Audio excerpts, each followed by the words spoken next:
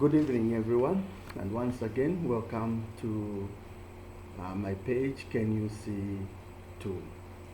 It's a very wonderful afternoon, and I want to send greetings to all of you, my friends, wherever you may be, and especially those from far and wide, those who are close to me, and everyone who is following my page and making comments and making it become a reality. Today is quite an interesting story which I'm going to share because it touches a lot of people's lives. The topic for today is abolition of alcoholic consumption. We are trying to argue. We are going to look at pros and cons of consumption of alcohol.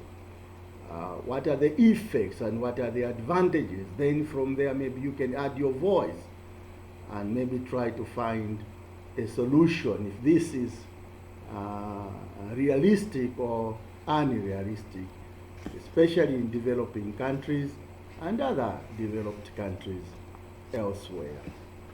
What is the meaning of abolition of alcoholic consumption? What is the meaning? I'm going to give you my line of thought. This means that the enactment of the law by Parliament never to permit the brewing of alcohol or its consumption by any citizen in the nation.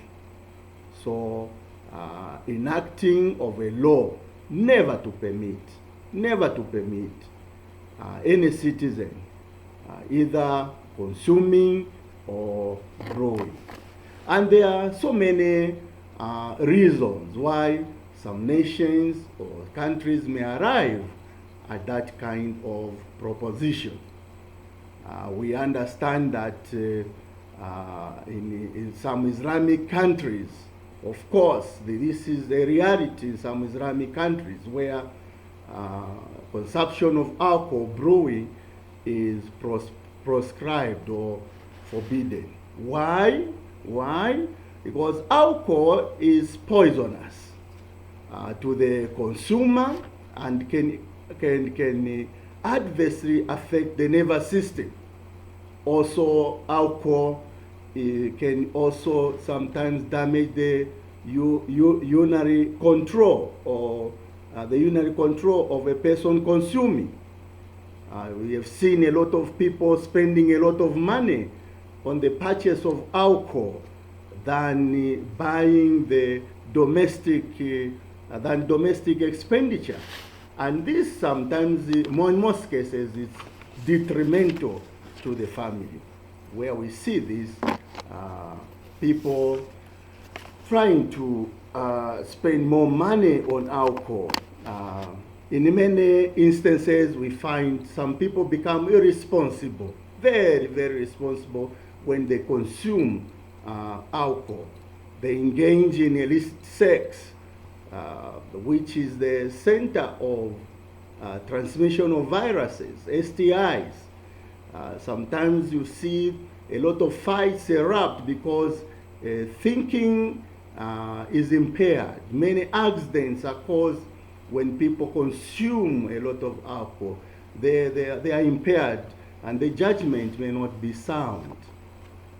That said, therefore, looking at other examples, critics now try to use this as a reference frame to advocate the abolishment of alcohol consumption based on these reasons and other reasons.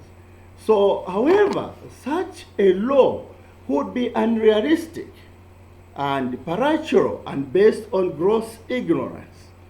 That is the other thought which I'm giving. It will be very, very unrealistic.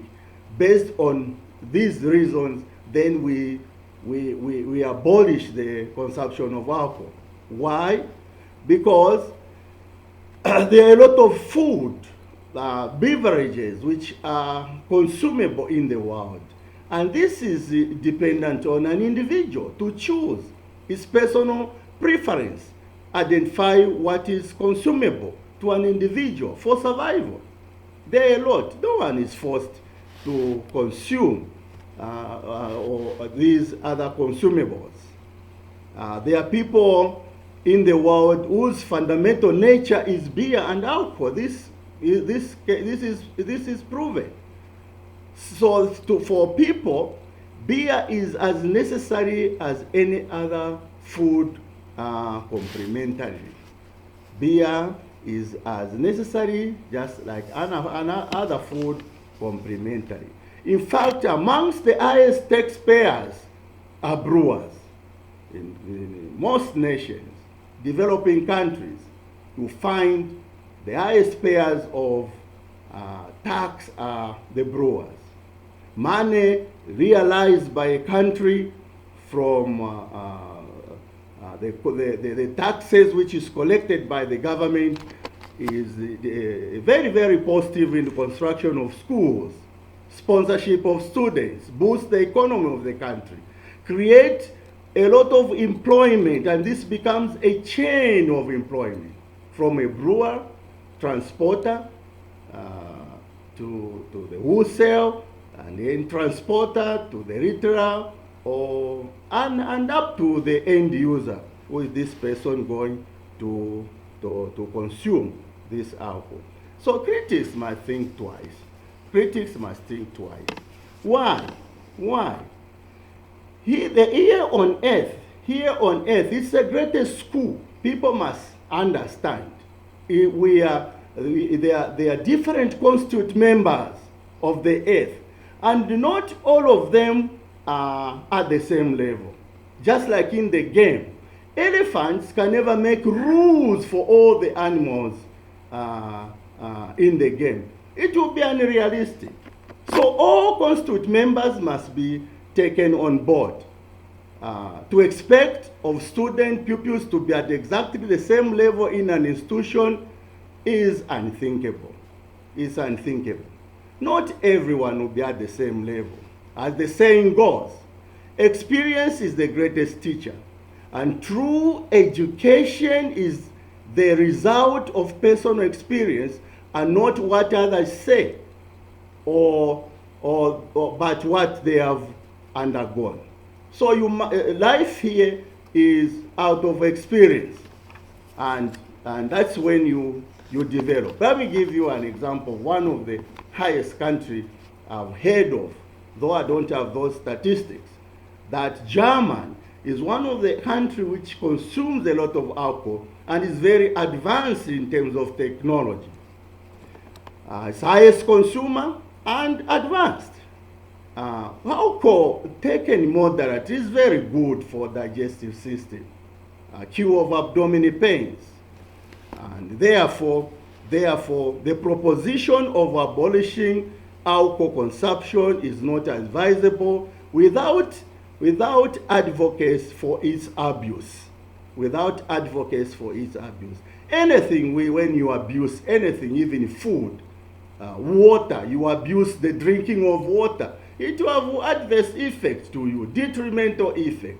No matter, water is very good for the human body, but if you drink even water in excess, it will have detrimental effects. Let the adults decide what is best for them, and not government introducing the universal law.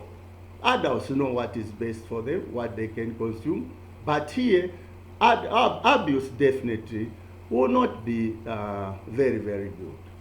And thank you very much again. I wanted just to add a voice on this topic so that you can debate, you can add your points, and let's see how we are going to move on this topic. Thank you very much. Don't forget to like the page and follow, so that anytime I come live, you'll be able to get the video. Please share these things. They are very important for our national development and elsewhere. Very, very important. For and against. It's very, very important. Once again, thank you very much. Don't forget to like and follow the page. I'm your host and presenter, Kenny Warrior Zulu. Thank you very much. Bye.